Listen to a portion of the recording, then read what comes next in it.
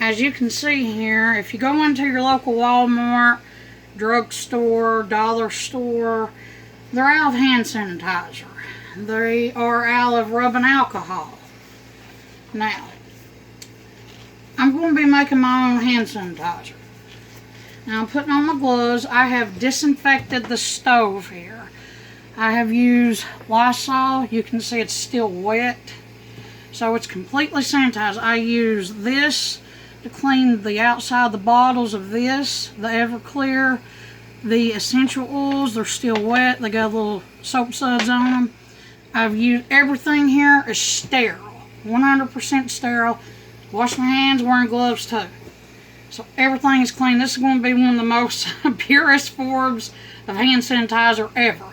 This bottle here has been cleaned. I even rinsed it out with some Everclear too, just to make damn sure. When you're making hand sanitizer,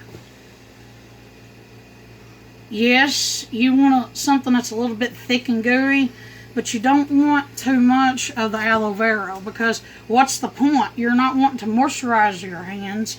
You're wanting to disinfect your hands. Now, I just went to our local liquor store this morning, and I bought some Everclear.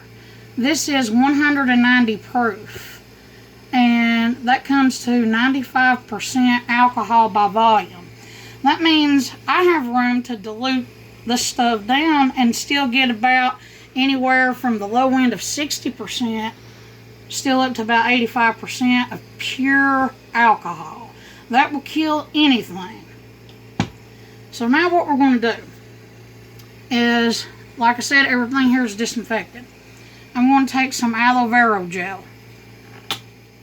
Now this is just an empty antibacterial soft soap bottle that I just used, disinfected it, cleaned it out, removed the label and all, so it's good and sterile.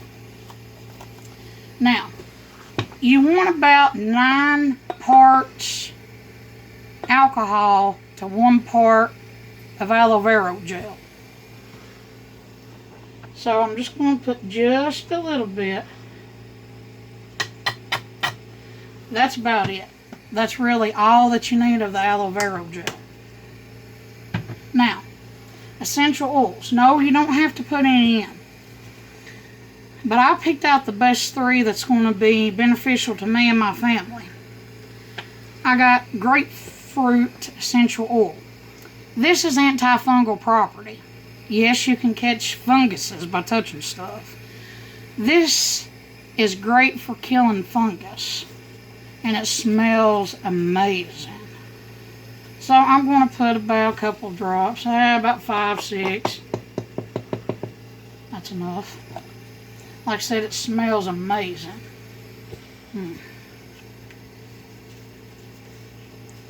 Next, I'm going to be putting in tangerine oil. This is antibacterial. It has a broad spectrum killing power. That means it will kill gram-positive and gram-negative bacteria. All bacteria, it will kill. And it smells like sweet oranges. So you can't go wrong either. Like I said, 5, 6 drops, you know. Something like that. And last but not least, tea tree oil. Tea tree oil is antiviral. Yes, it does have a little bit of antibacterial properties and fungus too, but it's more antiviral. And that's what we need. That's what the coronavirus is. It's not bacteria, it's a virus. Like I said, I don't like the smell of tea tree oil, but we need it for the antiviral killing properties. So about 5 or 6 drops. You can see it drip down. And just a little bit more. Yeah, there we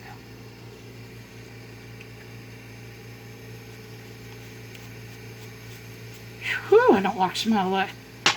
Now, here is the killing power right here. This is 190 proof, which comes to 95% alcohol by volume. I wouldn't drink this if I were you. If you were going to drink it, I'd at least dilute it with something. Now, We are going to take it and pour it up right here. Leave just a little bit of room at the top to put your, I call it stopper in or whatever. Alright. Whew! Damn. Like I said, everything is sterile. Well, before I do that, I'm going to take my glove and shake it.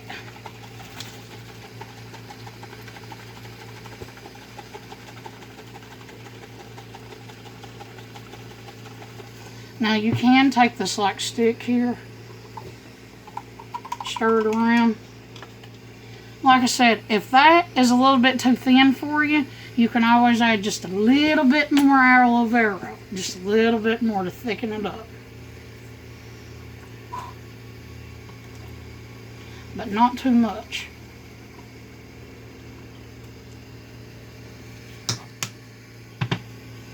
Take it, shake it again.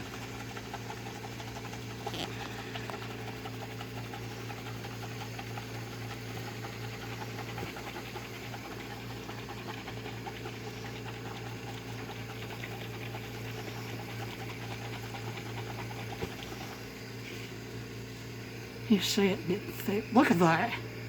Wow.